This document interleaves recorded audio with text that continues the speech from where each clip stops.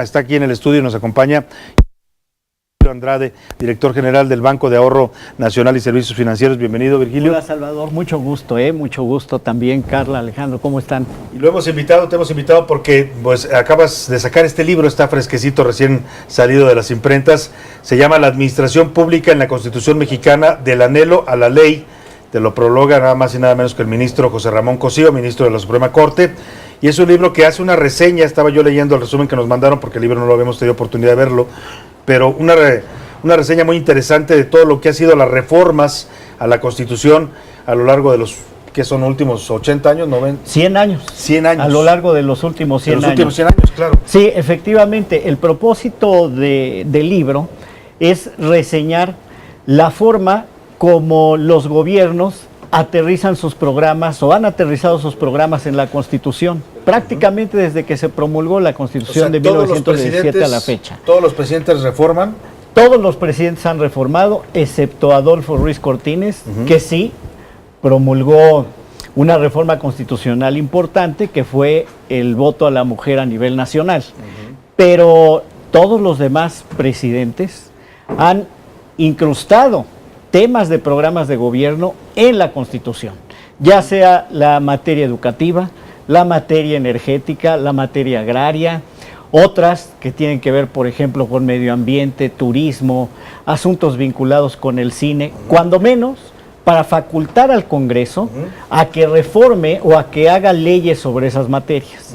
Entonces, la Constitución pues es el eje central de los programas de gobierno en muchas de las ocasiones o como una constante en los gobiernos de México. Y es lo que te iba a decir, ¿eso es una práctica propia de México o ocurre en todos los países que un presidente que llega le da por poner sus planes de gobierno en la Constitución?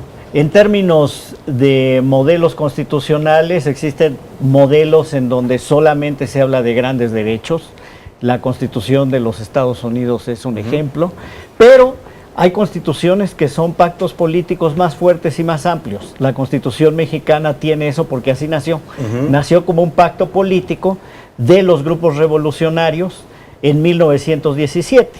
Y se ha quedado el hábito, tan es así, que en los años más recientes, cuando vivimos la era de la pluralidad política en el Congreso, a partir de 1988, grandes pactos son los que han dado lugar a las reformas que permiten canalizar programas de gobierno. Entonces, es un hábito nacional, sí se vive en otros países. Sí, sí ha ocurrido. Sí, sí ha ocurrido en otros países. Y es parte de un modelo, ser un gran pacto político, no solamente de derechos, sino también de programas. Y es el objetivo de esta publicación. De esta publicación que recupera, hace una investigación histórica de lo que han sido estas reformas. Y, por ejemplo, encuentra usted que el presidente Álvaro Obregón modificó la Constitución para incluir las escuelas rurales. Así que era es. parte de su plan de gobierno, para, ¿no? Para tener todo el programa de educación rural, de educación en el ámbito rural. Luego viene Lázaro Cárdenas, unos años después, y que reforma el artículo 3º constitucional para meter el concepto de educación socialista. Efectivamente. Que no dura mucho. Dura solamente 2 sexenios. Su sexenio y el sexenio de 1934 a 1940 y el de Ávila Camacho de 40 a 46 y a finales de Ávila Camacho y cuando empieza el presidente alemán, la Constitución es reformada para revertir la educación socialista. Entonces ya no querían educación socialista, era otro concepto en el sexenio. Exactamente, y bueno, es parte también de los vaivenes que viven los programas de gobierno según las circunstancias políticas, las circunstancias incluso económicas también. Ahora, por ejemplo, también encontramos en estas reformas que reseña Virgilio Andrade, que recupera la nacionalización de la banca, tan polémica, 1980, José López Portillo, el peso devaluado, y López Portillo nacionalizando la banca, ¿también quedó en la Constitución? Sí, en 1982, con la gran devaluación, con la crisis de la deuda y la crisis de pagos en el mes de agosto de 82, genera que en el mes de septiembre se tomen 2 medidas en materia económica muy radicales. Una de ellas fue la nacionalización de la banca y el otro el control de cambios, es decir, el dólar fijo. En lo que fue la nacionalización de la banca, para evitar amparos, se decide impulsar la reforma constitucional, porque lo que está en la Constitución no amerita amparo. Y en ese sentido, la nacionalización de la banca quedó como una política pública en la Constitución. Y haber visto eso, ¿era válido o se han cometido también excesos a la luz de esta práctica, como dices tú, que es parte de nuestro modelo constitucional? ¿Pero no era un exceso llevar la nacionalización a la Constitución? Son estrategias que los poderes, el poder político, el del presidente de la República, junto con sus aliados en el Congreso, porque hay que recordar que la Constitución se reforma solamente con la aprobación de las 2/3 partes de ambas cámaras, diputados y senadores, y además la mayoría de los congresos locales. Esta conjunción se utiliza precisamente para hacer mucho más rígidas, duras y darle jerarquía sin precedentes, máxima jerarquía a las decisiones que se toman de gobierno. Y bueno, sí, hay distintas interpretaciones respecto de si es o no un exceso, pero cuando son políticas públicas relevantes y estructurales, se prefiere buscar la reforma constitucional. Eso es lo que la historia nos ha demostrado, particularmente en la historia contemporánea de 40 años para acá. De López Portillo pasamos por Miguel de la Madrid y su renovación moral también quedó en la Constitución. Muy interesante, porque ese era un programa de campaña y el programa de campaña se tradujo en reforma constitucional. Toda la reforma al régimen de responsabilidades de los servidores públicos para introducir, entre otros temas, el tema del juicio político, para establecer un nuevo régimen, ahora sí el régimen de los servidores públicos, las conductas y otro tipo de temas, pero en el fondo la intención fue llevar a la Constitución un programa que fue incluso de campaña. Sí, claro, que era su lema, ¿no? Y que era vertebral y era simbólico para aquel tiempo en términos de combate a la corrupción y renovación del aparato de gobierno. Entonces, la Constitución siempre es un instrumento relevante para aterrizar políticas públicas, para aterrizar programas, incluso promesas de campaña, y por eso en este libro no solamente se van reseñando las reformas, porque eso lo podemos encontrar en otras fuentes, sino también los contextos en los cuales se van dando y son comentarios a las mismas. Por ejemplo, del sexenio de Carlos Salinas, que fue uno de los que más reformaron la Constitución, ¿qué es lo que rescatas? Lo primero, la reforma electoral, porque la reforma, tres reformas electorales del presidente Salinas. La reforma electoral del 89 que da lugar al IFE, la reforma electoral de 1993 que estableció el límite en la Cámara de Diputados de que ningún partido político por sí solo puede modificar la Constitución. No lo dice así, pero puso el número de 300 diputados y 315 como límite. La incorporación de la primera minoría en el Senado. Y la reforma de 94, que ya eliminó el voto de los partidos políticos dentro del IFE. Eso en lo electoral, pero hubo otras reformas con el presidente Salinas importantes. Revirtió la nacionalización de la banca, tema 1. Tema 2, la reforma agraria, para que hubiera libre disposición de la tierra. Y además que el Ejecutivo ya no arbitrara la repartición de la tierra, sino que pasara a tribunales. Una tercera reforma importante, las nuevas relaciones Iglesia-Estado. Iglesia-Estado, que fue un cambio histórico en México. Efectivamente, porque veníamos en 1917 de una situación más rígida. Entonces, todas esas se recogen, se recoge la causa principal de la reforma del 94, solamente para recordar, la causa principal fue el movimiento de Chiapas, porque el movimiento del EZLN propicia la necesidad de tener un gran acuerdo nacional entre los partidos políticos para poder sacar adelante con legitimidad y credibilidad las elecciones de 1994.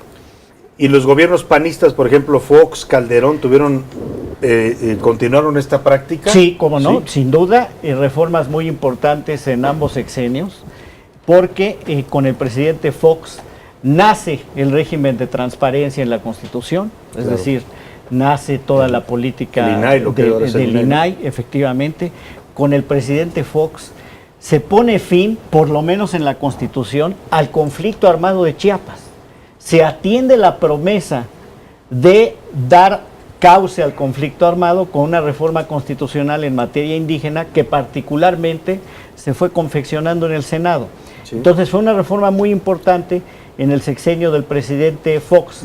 Y con el presidente Calderón reformas muy importantes para poder hacer de toda la Constitución prácticamente, incluso de los derechos a la vivienda, a la salud, derechos humanos. Y al mismo tiempo se instrumenta lo que se denominó acciones colectivas. Y muy importante, fue aprobada la consulta popular ya como un instrumento que se puede utilizar en cada elección federal. Que es a lo que está apelando hoy López Obrador, ¿no? Bueno, a ese instrumento como efectivamente, medio de consulta. Efectivamente, aunque por lo menos en la Constitución sí se habla de que sea en cada proceso electoral o en cada jornada electoral únicamente. Pueden llevar a cabo. Si se quisiera hacer de otra forma, tendría que haber una reflexión en torno a ello, incluso a nivel constitucional. Y llegamos al gobierno de Peña Nieto, del cual has sido tu parte, fuiste secretario, ahora estás dirigiendo este Banco del Ahorro Nacional. Vaya, pues conocemos bien las reformas, ¿no? Hemos hablado mucho de ellas en los últimos. Reforma energética, reforma de telecomunicaciones, reforma educativa, reforma laboral. Otras reformas también, hubo la reforma en materia de telecomunicaciones, en materia de competencia económica. Otras, como es el establecimiento de los registros públicos inmobiliarios a nivel nacional, la reforma de la mejora regulatoria como una política general a nivel nacional también, son referentes, son puntos de partida para poder hacer toda una regulación e instrumentar políticas públicas sobre estas materias. Ahora, estamos en un momento pues muy interesante, inédito, decimos mucho. Ayer veíamos esta escena en el Palacio Nacional, los dos presidentes, los dos gabinetes, y ahí mismo se dice que por lo menos una de las reformas que están, de las que tú reseñas aquí, de las que nos das el contexto de la reforma educativa, va para atrás. ¿Qué se tendría que hacer? ¿Tendría que reformar la Constitución? Depende exactamente cuáles son los puntos que consideran que deben ser cambiados. Porque la reforma en materia educativa del presidente Peña estableció algunas premisas. Educación de calidad, la primera premisa. Segundo, que el Ejecutivo es el que va a participar directamente en la instrumentación de la educación, ya no las entidades federativas como era anteriormente. Tercero, que existe todo un sistema de evaluación de la educación que recae en un instituto de evaluación de la educación totalmente autónomo. Esa es una tercera premisa. Habría que preguntar si ese es el punto o no es el punto. El otro, el servicio profesional docente, y también pues, es un punto de partida. Entonces habría que ver qué escala se le da a la reforma educativa, porque estas fueron las premisas introducidas en la actual administración. Educación de calidad, el Poder Ejecutivo llevando la conducción de la educación, la participación de maestros, padres de familia y los propios gobiernos en los programas educativos, el sistema de evaluación educativa a cargo de un órgano autónomo y el servicio profesional docente. De estas 5 premisas habría que ver en qué calibre se pretenden ya sea cambiar las mismas o hacer modificaciones a nivel legal. Bueno, pues ahí está, ya lo iremos viendo conforme empiecen también a detallar cuál es la propuesta. Por lo pronto ha hablado López Obrador de una consulta a padres de familia, a maestros, para empezar a definir, a perfilar lo que sería su propuesta de reforma educativa. El libro es muy recomendable, es un libro pues prácticamente que recupera la historia de nuestra Constitución en los últimos 100 años, ¿no? La pretensión, sí, y los programas de gobierno, e insisto, hay fuentes que también lo reseñan, pero aquí se hacen comentarios respecto de los contextos históricos y cómo se fueron tejiendo. Lo edita el Fondo de Cultura Económico, ¿ya se puede conseguir en librerías? En el Fondo de Cultura Económica y próximamente en otras. ¿Lo vas a presentar? Es probable, eso será parte también del Fondo de Cultura. Pues búsquelo usted, Virgilio Andrade, la Administración Pública en la Constitución Mexicana, del anhelo a la ley, lo prologa el ministro José Ramón Cosío. Y no te quiero dejar ir sin preguntarte esto, porque es obligado. Claro. Fuiste un personaje importante en este sexenio, en un tema clave que muchos marcan como un antes y un después en el gobierno de Peña Nieto, el tema de la Casa Blanca. Hoy, a la distancia, Virgilio Andrade, que hizo esta investigación como secretario de la Función Pública, que dio un dictamen, ¿se siente seguro de lo que dijo de la Casa Blanca? Sí, absolutamente, porque fue una resolución en términos legales, y en términos legales está plenamente probado, reitero, en términos legales, que no hubo conflicto de interés, y también es importante decir, no hubo modificaciones a la ley después de ese suceso. Se quedó exactamente igual en el tema de conflicto de interés. Lo que sí es verdad es que desde el principio de esta administración, el tema del combate a la corrupción fue tomado como un referente para establecerlo en la Constitución y construir el Sistema Nacional Anticorrupción, que obviamente tuvo mayor intensidad en la medida en que se fueron presentando distintos sucesos, distintos acontecimientos, y existe ya un modelo que puede seguirse. El tema de conflicto de interés quedó exactamente igual que como estaba antes de todo el episodio que acabas de reseñar. En ese sentido, tú o sea, vaya, tú dices, yo hice mi trabajo y no tienes nada de qué arrepentirte de ese fallo. Indudablemente, y cada quien jugó su papel en el ámbito legal, el que nos tocó realizar, en el ámbito de la opinión pública, ampliamente conocido, el ámbito ciudadano, en fin. Tiene distintas dimensiones todo el episodio, pero desde el punto de vista legal, en materia de conflicto de interés, está totalmente acreditado que de acuerdo con las leyes que teníamos y que tenemos, porque son las mismas, no había ninguna situación que las violara. Que sancionar. Pues ahí está.